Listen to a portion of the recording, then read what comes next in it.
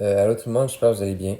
Donc aujourd'hui, on se retrouve pour une vidéo bien normale. Dans le fond, je vais juste vous présenter mes builds dans World of Shield. Donc, build, je sais pas c'est quoi le mot français, l'équivalent français, là. Dans le fond, c'est juste vous montrer les traits que j'utilise, les sélections que j'ai prises. Comme moi, j'ai un sniper, j'ai un tireur, j'ai un tireur d'élite. C'est la même affaire, mais c'est pas grave.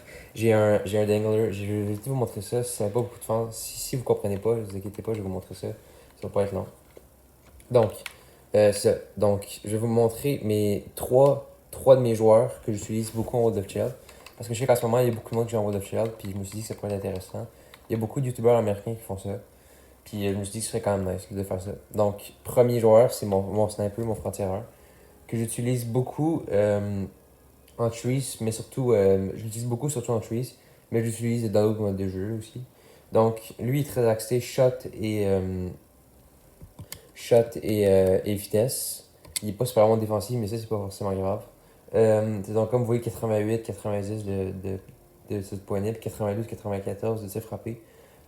J'essaie toujours d'avoir au moins un des bons tirs bons dans tous mes joueurs. Souvent, c'est le slap shot, c'est le plus simple à avoir bon, mais c'est pas grave. Donc, aussi très rapide, vitesse, accélération, agilité, endurance.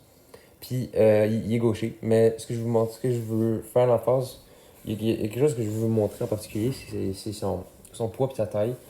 Donc 178 cm et 78,8 kg. Donc la taille, ça dépend vraiment de votre style de jeu. Si vous préférez des joueurs qui plaquent beaucoup, pognez pas un gars de 175 cm, pognez pas un gars de 60 kg. Si vous plaquez beaucoup, pognez un gars beaucoup plus grand, beaucoup plus lourd. Ça dépend de votre style de jeu. Moi, il me faut des joueurs rapides et des joueurs qui tirent bien. Donc, je pogne normalement des joueurs pas trop grands ni trop lourds. Donc, qui peuvent aller assez vite. Puis, je pogne des traits en fonction de ce que j'ai besoin. Mais le poids, c'est subjectif. Il y en a qui vont préférer des joueurs lents, il y en a qui vont préférer des joueurs rapides, mais il y en a qui vont préférer, comme j'ai dit, plutôt des joueurs lents, mais qui ont un bon shot aussi, ou mais qui sont très bons en défensive, mais qui sont bons en plaquage. Donc ça dépend de votre style de jeu. Moi, j'en ai essayé beaucoup des tailles, c'est ma taille parfaite. Il y en a que ça va être différent, mais moi c'est ma taille parfaite. Donc essayez plusieurs tailles, puis vous pourrez déterminer ce que vous aimez. Donc, deuxième joueur, c'est un angler, ou en français, Mario de rondelle. Lui, il est beaucoup moins ses shots, même si j'ai fait dans le sorte qu'il a quand même un bon slap shot. Il est beaucoup moins axé shot. Euh, donc, c'est ça. Il est pas pire en passe, mais surtout, ce qui est bon avec lui, c'est feinte, 90 de feinte, 88 de lucidité offensive. Euh, il reste quand même très rapide parce que j'arrive pas à jouer avec des joueurs pas rapides. Donc, c'est ça. Toujours autour de 75, 175 cm, puis toujours autour de 80 kg. C'est ce que j'essaie d'avoir. Pas plus ni moins. Mais mon défenseur, je sais qu'il est plus lourd, puis il est mon défenseur, je sais qu'il est plus lourd, puis il est moins rapide, mais c'est pas grave. Donc, c'est ça. Les trucs que j'utilise, c'est Intercepteur 2, Frappe lourde 1 et Expert en revers. Ce qui sont des assez bons traits, mais encore une fois, c'est comme le poids, ça dépend de vos styles de jeu. Puis n'hésitez pas à essayer plusieurs traits comme Intercepteur 2, je sais qu'il y a beaucoup de youtubeurs qui l'utilisent. Donc moi je décide de l'essayer puis je l'ai beaucoup aimé. Ça se trouve, vous n'allez pas l'aimer. Donc il faut pas juste écouter les youtubeurs. Je pense que j'ai oublié de vous montrer les traits franc-tireur. Donc j'ai frappe sur cible puis frappe l'autre qui sont deux très bonnes affaires pour vos shots puis votre vitesse. Puis expert en revers. Donc, c'est ça. Manière de rondelle, j'ai expert en revers en spécialisation parce que ce que j'aime beaucoup, c'est vu qu'il est bon en feinte, tu montes toute la glace avec ta vitesse.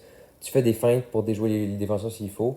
Puis, arrivé devant le goaler, tu fais une feinte gauche-droite, puis tu vas du revers. Puis, souvent, ça marche beaucoup. Ça marche à peu près 99% du temps, mais ça m'arrive qu'il m'arrête, là.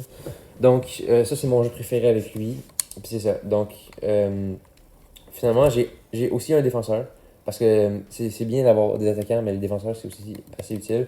Quand tu es défenseur, il y en a qui jouent avec un franc-tireur en défenseur, mais je recommande plus un gars plus axé. Parce que ton franc-tireur, il sera pas bon à lucidité offensive. Défensive, je veux dire. Il faut un gars qui peut quand même bloquer des shots, qui peut faire un petit peu des plaquages. C'est pour ça que lui, mon défenseur axé circulation, il est beaucoup moins rapide, mais il est beaucoup plus gros, puis il est beaucoup plus pesant et beaucoup plus grand. Donc, même s'il n'y a pas un super tir du poignet, il y a quand même un bon slapshot. Comme je l'ai dit plus tôt, je sais toujours avoir un bon slapshot. Euh, il reste pas super en défensif, mais il est beaucoup plus défensif que mes autres joueurs. Puis surtout, lui, je fais beaucoup de passes avec, 87 de passes. Quand je joue en trees, c'est rare que je le pogne, mais ça m'arrive des fois de le pogner. Je joue pas mal tout le temps avec mon franc-tireur. Mais c'est ça, ça m'arrive aussi de le pogner. Donc, j'ai décidé, moi j'ai pris au rebond puis frappe sur la cible. Frappe sur la cible, c'était beaucoup pour mon slap shot, puis au rebond, c'est beaucoup parce que je voulais améliorer sa vitesse, entre autres. Puis patinage reculons, c'est parce que c'est un défenseur, puis un défenseur se retrouve pas mal à peu près 99% du temps à jouer à patiner de reculons. Donc, avant de finir la vidéo, je vous montre une dernière fois mon main, donc mon joueur principal, mon franc-tireur, donc avec une très bonne vitesse, assez bon shot, très bonne lucidité offensive, mais qui n'est pas super bon défensif. Mais encore là, ça dépend de votre style de jeu. Il y en a qui vont préférer des joueurs plus défensifs qu'offensifs, puis ça, je respecte ça. Puis, et justement, n'hésitez pas à essayer plusieurs styles de joueurs, plusieurs traits, plusieurs tailles, plusieurs poids. Puis ça va vous aider à déterminer quel type de joueur vous convient le mieux. Puis aussi, ça dépend des modes de jeu. Comme un joueur qui sera bon en trees, ne sera pas nécessairement bon en ones, ou ne sera pas nécessairement bon en 3v3 ou en 6v6. Donc, essayez plusieurs styles de jeu.